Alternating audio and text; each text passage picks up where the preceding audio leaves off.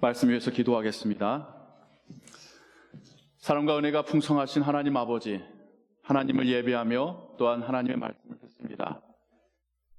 하나님께서 성령을 통하여 주신 말씀이 이제는 성령이 함께한 사람들에게 들려지고 깨달아지고 순종케 하는 하나님의 은혜의 말씀됨을 믿습니다.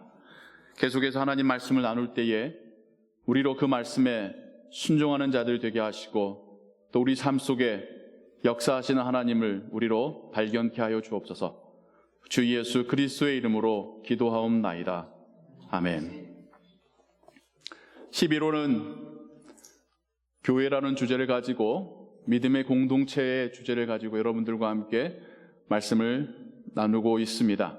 지난 시간에 이어서 오늘은 마태복음 4장에서 예수님의 사역의 핵심 그리고 예수님이 제자들을 부르시는 그 상황의 이야기를 함께 나누고자 합니다.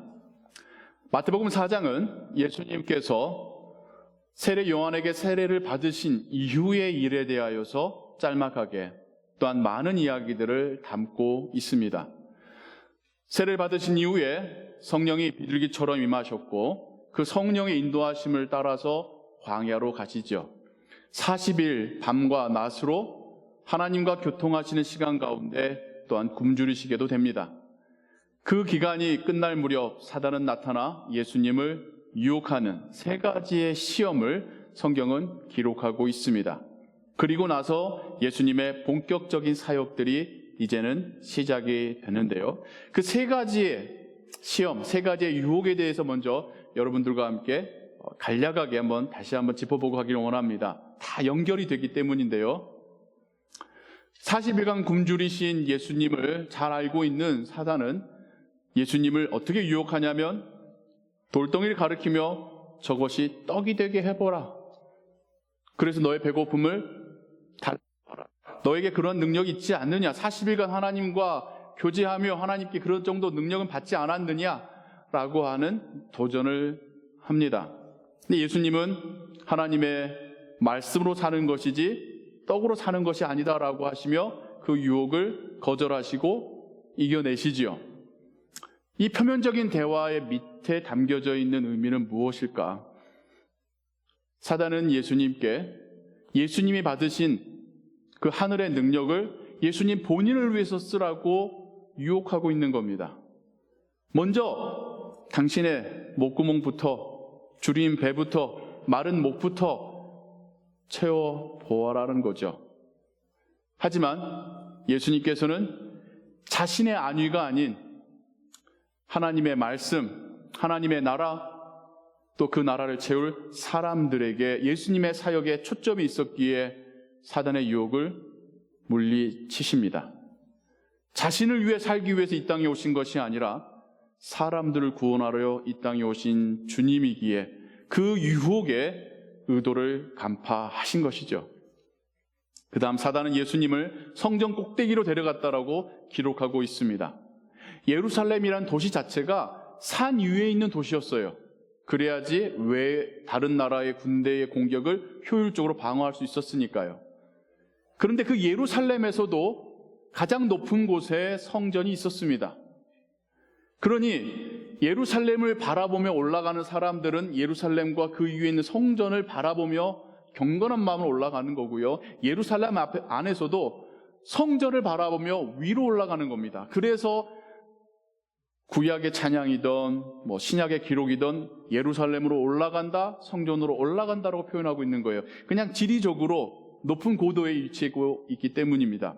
그런데 그 성전에서도 꼭대기에 예수님을 세워 놓았으니 모든 게 다 보일 뿐만 아니라 마찬가지로 그 성전과 예루살렘에 있는 모든 사람들이 예수님을 볼 수 있는 상황이죠.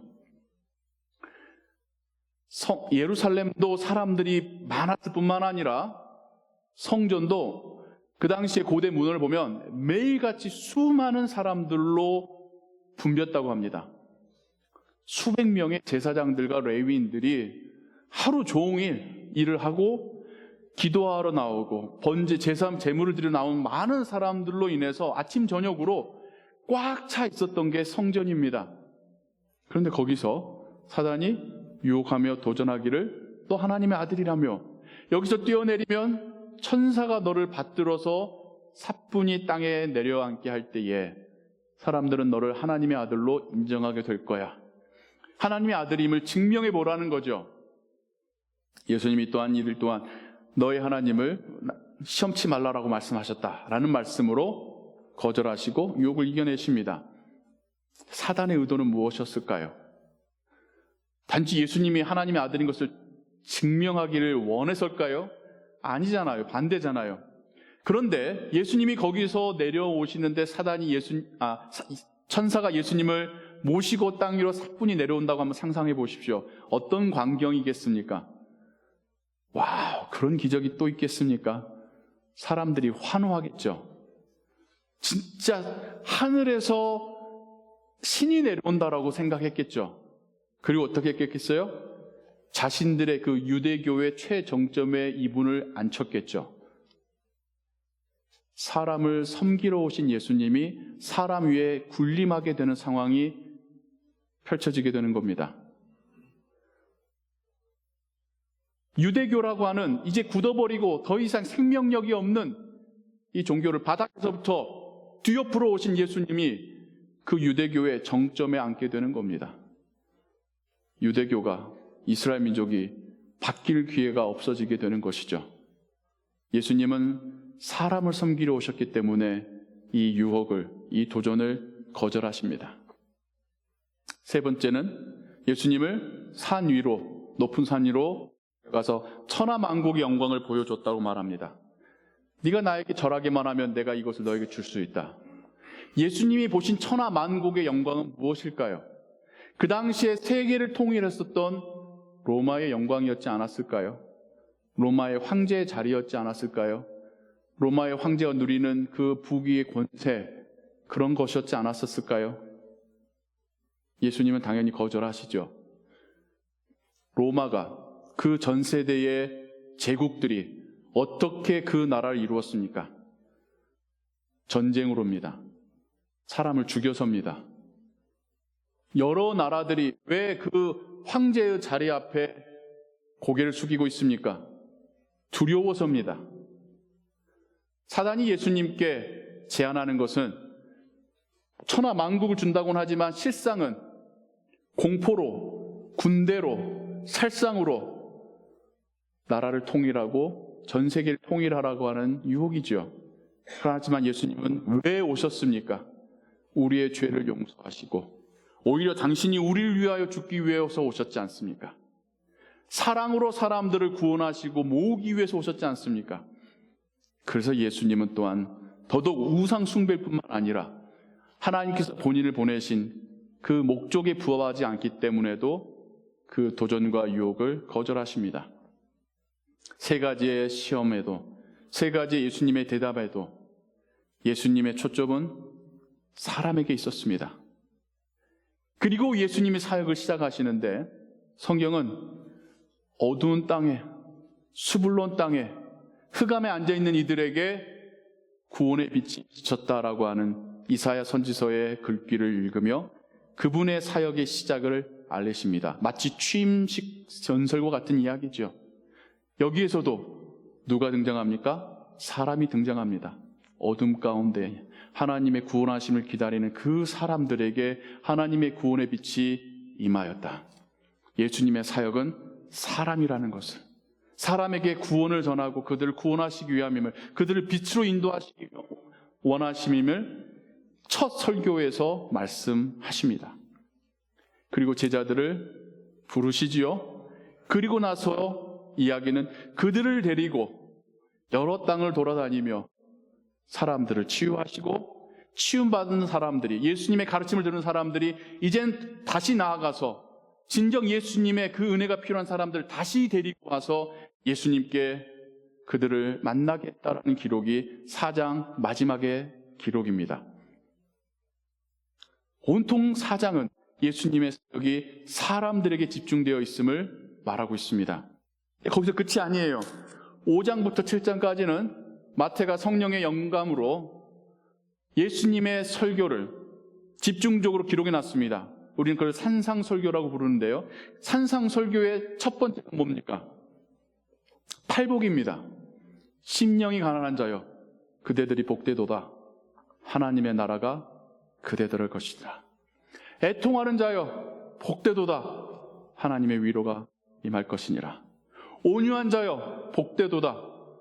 하나님의 땅을 기업으로 주실 것이니라.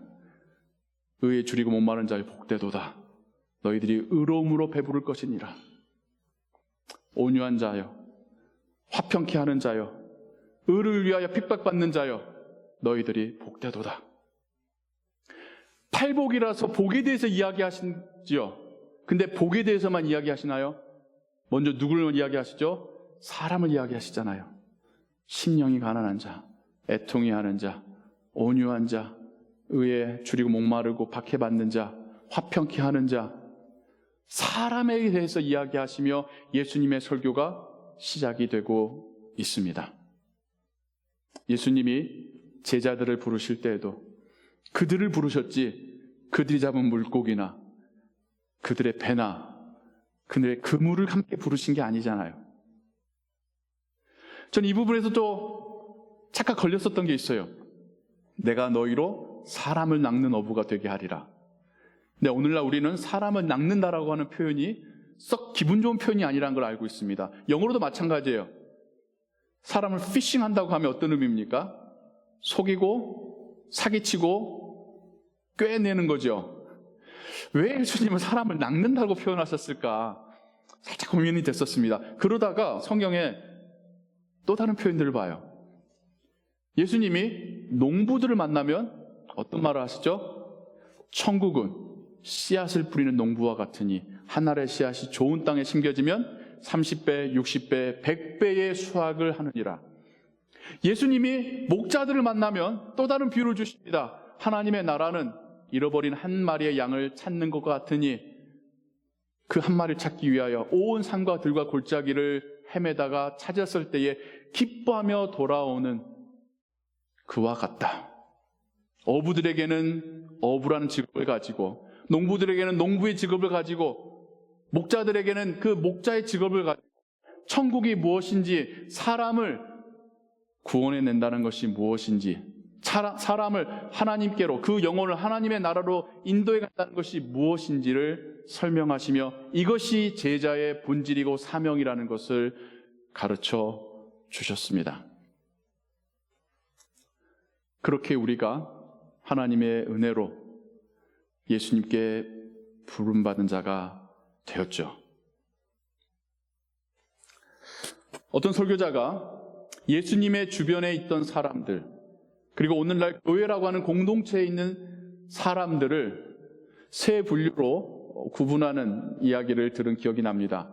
흥미로웠고 말도 되는 것 같아서 여러분과 함께 나눕니다. 예수님의 주변에 관망자들이 있었답니다. 예수님 가까이 가진 않고 멀리서 저분이 뭘 하시는지, 어떤 일을 하는지, 사람들은 어떻게 반응하는지 관망하는 사람들이 있었다는 거예요. 마찬가지로 오늘날 교회에도 관람하는 분들은 있습니다. 그냥 와서 관람하시는 거예요. 음악을 듣고, 찬양도 아닌 것 같아요. 음악도 듣고, 설교 가운데 재밌는 이야기도 듣고, 사람들과 함께 식사의 교제도 나누고, 그냥 인조해.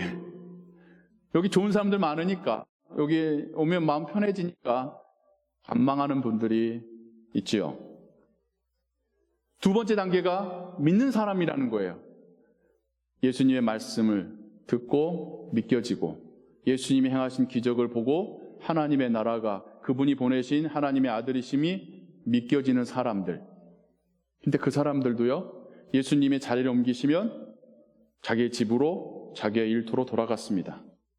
그냥 자기의 삶으로 돌아갔어요. 믿기도 하지만 자신의 삶까지 다 바뀌진 않은 사람들이 태반이었습니다. 오늘날 믿는 자들 가운데서도, 교회 가운데서도 그런 분들이 있다라는 거예요. 믿어요. 믿지 않는 게 아니에요. 하나님이 계시다는 걸, 그분의 아들이 십자가에 죽었다는 걸, 그걸 믿어야지 천국 간다라는 걸 죽으면 천국이 있다라는 걸 믿겨지긴 해요. 근데 믿기만 해요. 알아요. 알기만 합니다. 그리고 내가 사는 건 사는 거니까. 교회 밖으로, 예배 밖으로 나가면 세상 사람들과 똑같은 방식으로 그들 가운데 살아내는 치열한 삶을 살면서 이중적으로 믿음은 있지만 그냥 살아가고 있습니다.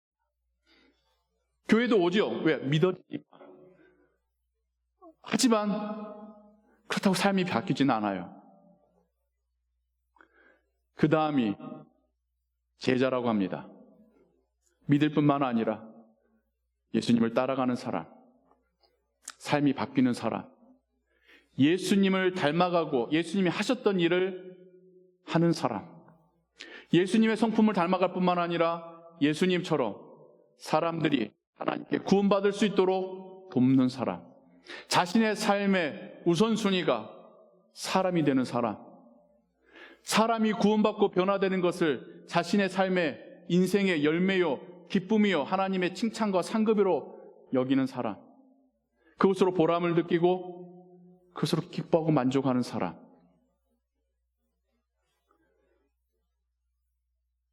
그냥 믿기만 한다고, 관람만 하고 있다라고 결코 비난하는 게 아닙니다.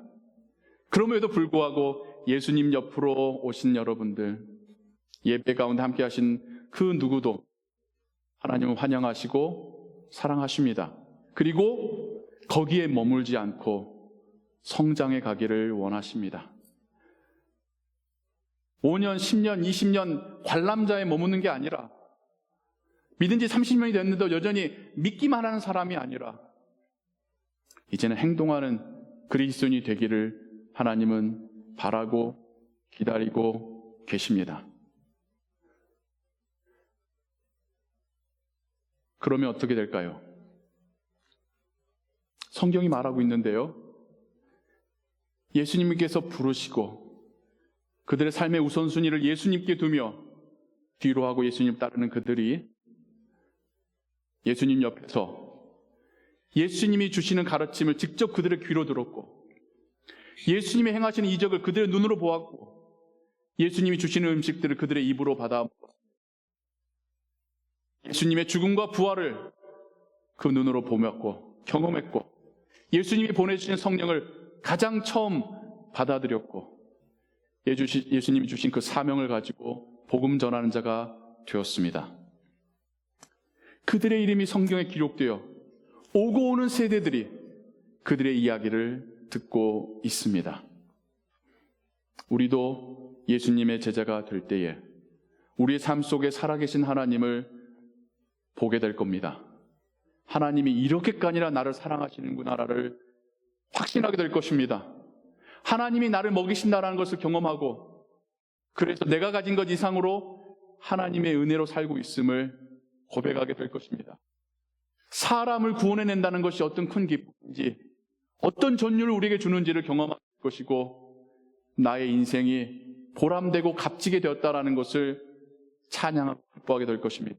인생의 마지막 순간에 섰을 때에도 나의 삶을 돌아보며 회한으로, 후회로, 혹은 죽음에 대한 두려움으로 그 시간을 맞이하는 것이 아니라 하나님과 함께 잘 살았노라고 고백할 것이고, 내 앞에 오히려 주어질, 펼쳐질 천국의 문과 하나님과의 영원한 삶에 대한 기대감으로 하나님께 나아가기를 소망하게 될 것입니다. 진정한 제자가 된다면 성경이 말하고 있는 그 복들을 누리게 될 것입니다. 진정한 제자가 된다면 하나님께서 우리에게 주신 이 짧은 인생이 열매 맺는 삶이 될 것입니다. 진정한 제자가 된다면 세상으로부터의 위협과 유혹 앞에 흔들리거나 두려워하지 않게 될 것입니다. 진정한 제자가 된다면 살아계신 하나님을 경험하고 그 하나님과 동행하는 삶을 살게 될 것입니다. 우리는 제자가 되기 위해서 이곳에 모였습니다. 교회는 제자를 양육하는 곳입니다. 우리 다음 주일에 네 분의 직분자를 2년간의 사역으로 하나님 앞에 올려드립니다. 저는 직분의 기간이 특별히 제자 훈련 받는 기간이라고 생각을 합니다. 그분들이 더 자신의 삶 속에서 시간과 에너지를 하나님께 드리며 예수님 곁에 서 있는 시간들입니다. 예수님이 우리의 공동체를 통해서 어떤 일을 하기 원하시는지를 묻고 거기에 순종하는 시간들입니다. 예수님이 우리의 연약한 공동체를 통하여 어떤 놀라운 일들을 행하시는지를 보고 경험하고 증인이 되는 시간입니다. 성경의 말씀이 살아있는 하나님의 말씀임을 체험하고 고백하는 시간들입니다. 이 직분의 기간들을 통하여서 더욱더 성숙되어진 제자와 그리스도인으로 나아가게 될 줄을 믿습니다. 순종하는 마음으로 직분을 받으신 분들, 또 그분들을 세워드리는 여러분 모두, 우리 모두가 직분을 통하여 예수님의 제자됨을, 예수님께 한 걸음 더 나아감을 깨닫게 되기를 소원합니다. 우리 모두가 예수님의 제자 되기를 또한 바라고 그렇게 한 걸음씩 함께 나아가기를 주님의 이름으로 축원합니다. 기도하겠습니다. 사랑과 은혜가 풍성하신 하나님 아버지, 사람을 만나고 그들을 구원하러 이 땅에 오신 예수 그리스도로 인하여 기뻐 감사합니다. 그분이 사람을 살리려 하신 일들을 이제는 우리에게 맡기셨습니다.